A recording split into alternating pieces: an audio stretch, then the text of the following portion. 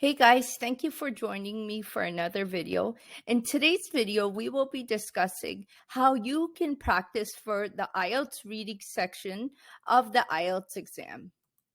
So first, we are going to discuss the difference between the IELTS reading general versus the academic exam, and then I will go into how you can practice for IELTS reading, and I will provide you with some IELTS reading tips. For those of you who don't know, I am a certified language teacher in Canada, and I have been helping coach IELTS students who are preparing for the exam for the past 7 years. I decided to start this YouTube channel because I felt that I wanted to target a larger audience so I can help you with your struggles of preparing for the IELTS exam. So before I move on, if you like this video, then please subscribe to my YouTube channel as I put out content every Friday. And also, please check out my website at eslwords.com, where I have wrote lots of articles with strategies and tips to help you in the different parts of the IELTS exam. So let's get right into the video. So what's the exact difference between the IELTS reading academic versus the IELTS general exam? There is not much of a difference between the both. The only difference is the vocabulary becomes a bit more challenging in the academic reading exam. But however, the question types are the exact same, so you can definitely watch this video regardless of what exam you are taking, and you can consider the tips that I give you in this video. So here are some ways how you can practice for the IELTS reading section. The first one is that you need to understand how the IELTS reading scores are calculated, and you will be given 40 questions. So if you are given 40 questions, this section is out of 40 marks. So you will be provided with one right score for one right answer. And you will be given 3 different passages in 1 hour. So guys, this is not a lot of time. I will go into this more detail, but you do not have time to read 3 different passages word for word in 1 hour. You should consider something called skimming and scanning in the IELTS reading section, which is something I will go through in the coming slide. So here's another way you could prepare for the IELTS reading section is that you should visit your local library. You'd actually be surprised how many IELTS reading material is provided there. The books are authentic, they're great, and they have lots of free practice materials you can do for the IELTS reading section. Next, another great strategy you can do is you should start reading other articles that are not related to IELTS reading mock tests. This is a great way to build on your vocabulary. However, you should choose books and articles that you are interested in with the topic, because when you are reading, you don't want to get bored, and while you are reading, you should pay attention to the vocabulary that is being used throughout the sentences. Here are some IELTS reading tips I recommend.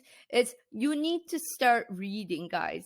Reading will definitely help you. You don't need to complete IELTS reading practice tests all day, especially because you might not even get the same question in your actual exam.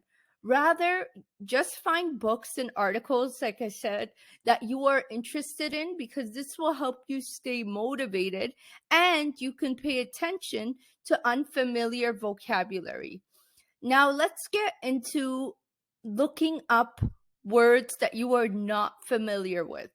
I know some people, while they're reading, they may just skip through a word they don't understand. Rather, you need to start making a good habit. Make an effort to look up that word that you don't know in the dictionary. Once you look up the word, try to find a sentence or two where they use that particular word, so you get an idea of what context to use these words in.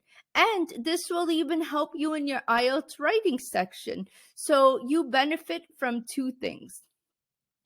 Last but not least, the third tip I have for you is probably the most important tip I always tell all students that have coached with me for the IELTS exam, is that you need to practice your IELTS. You need to practice your skimming and scanning skills. So if you don't know what skimming and scanning is, I will discuss it in the next slide, but just to let you know, you don't have time to read three three reading passages within an hour and answer 40 questions. You need to become familiar with skimming for keywords, skimming for phrases in the questions that you are given. So when you are reading the passage, when you are skimming through the passage, you identify certain keywords and look for the answer within that sentence.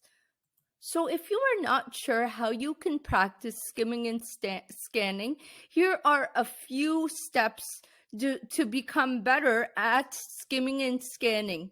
You need to read the questions first before the text. The reason why is because you need to know what you're looking for in the text, obviously.